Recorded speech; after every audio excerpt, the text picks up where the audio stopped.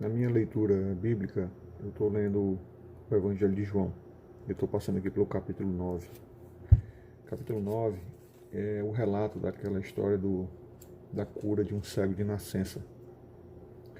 E tem uma situação aqui que eu achei interessante, que diz respeito, ou pelo menos se assemelha à situação que nós estamos vivendo hoje, de confinamento e dificuldade e, digamos assim, tempos difíceis, né, para todos.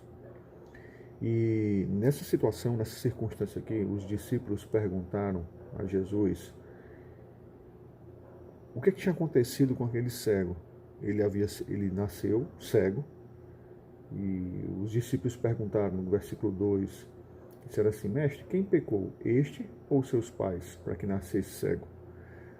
A mentalidade do judeu era que as coisas que aconteciam com as pessoas eram resultado dos seus pecados, resultado dos seus atos. Então, a dúvida deles aqui é: para isso, é ele que é pecador, e porque ele é pecador ele nasceu cego, mas como é que ele poderia ser pecador se ele não tinha nem nascido ainda? Então, se não foi ele, foi seus pais que pecaram e por conta disso tiveram um filho cego? E a resposta, os discípulos na verdade estão querendo resposta, né, às suas dúvidas, e querem entender por que coisas ruins acontecem com as pessoas. Mais ou menos é isso que os discípulos estão querendo perguntar. Jesus responde: nem ele pecou, nem os seus pais, nenhum dos dois. O resultado pelo qual ele é cego não é por causa do pecado deles. Ué, mas se não é pelo pecado, é por causa de quê? E aí o Senhor responde: nem ele nem os seus pais, mas para que se manifeste nele as obras de Deus. Essa parte é interessante demais, porque a gente pode estar perguntando para a gente agora, assim, quem é que pecou para que tudo esteja acontecendo? O que foi que houve? Por que o mal acontece? Por que o mundo está desse jeito? É por conta dos brasileiros? É por conta do mundo? É por conta lá dos chineses? É por conta... O mal, os pecadores são os chineses porque comem carne de animais exóticos e tem essa conspiração, essa ideia de que foi por conta disso, ou são os chineses que desenvolveram essa estratégia, aquela teoria da conspiração, e aí vai. Quem é o culpado disso tudo?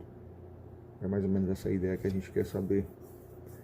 E Jesus responde naquele caso, e serve para mim e para você também: nem chinês, nem brasileiro, nem ninguém.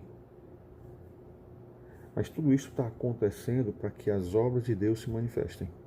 E eu acho que esse é o ponto da gente, para que a gente possa aplicar no dia de hoje. E aí a história se desenvolve. Jesus faz lodo com a própria saliva, passa nos olhos daquele homem que estava cego, e ele passa a enxergar.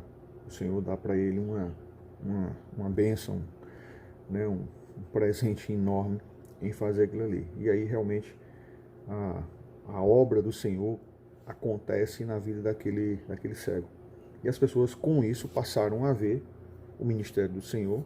E aí uma história se desenvolve aqui, uma discussão entre Jesus e os fariseus, os religiosos da época. E aí a história segue. Mas esse não é o ponto principal que eu quero levantar aqui. O ponto principal que eu quero levantar é justamente isso. A gente pode estar se perguntando por que tudo isso está acontecendo. Mas o ponto é que as coisas acontecem nesse mundo para que as obras de Deus sejam manifestas. O Senhor pode fazer grandes milagres na minha vida e na sua. Mas a gente precisa primeiro reconhecer que está cego, que é o que aconteceu com aquele homem.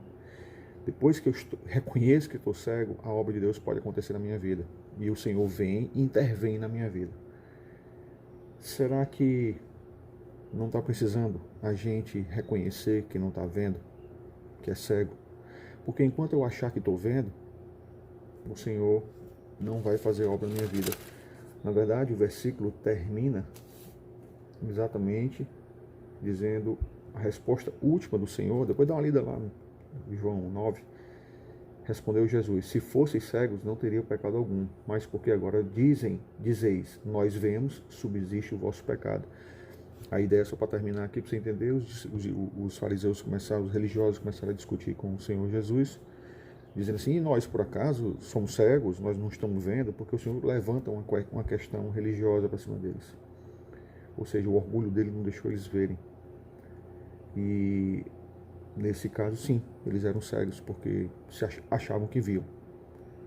Então, voltando para o nosso ponto principal, avalie se você está alinhado com os propósitos de Deus. Se a sua vida está apontando para isso. Aproveite esse tempo de reclusão para buscar mais o Senhor e entender assim, em vez de perguntar por que tudo isso está acontecendo, vamos perguntar assim, para que tudo isso está acontecendo? As obras do Senhor querem ser manifestas em você. Reconheça que precisa dele, reconheça que precisa ver alguma coisa que não está vendo e deixe o Senhor fazer a obra na sua vida. Enxergue, veja, além do que nós estamos vivendo. Olhe para o alto, olhe para o lado espiritual.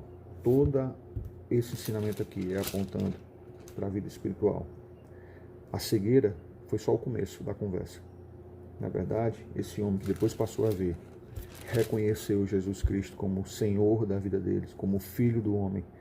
Então, o maior presente que esse homem teve não foi ver, não foi a vista física dos olhos dele, mas foi ver a pessoa de Jesus Cristo como sendo o Salvador dele, o Filho do homem, como ele se coloca aqui. Então, afirmou ele perguntou se ele cria nele, em Jesus, e ele responde: sim, Senhor, eu creio, e o adorou. É isso. Fica com Deus, observa o que Deus quer fazer nesse momento nas nossas vidas. Deus te abençoe e que Cristo seja o seu Senhor e Salvador. Amém.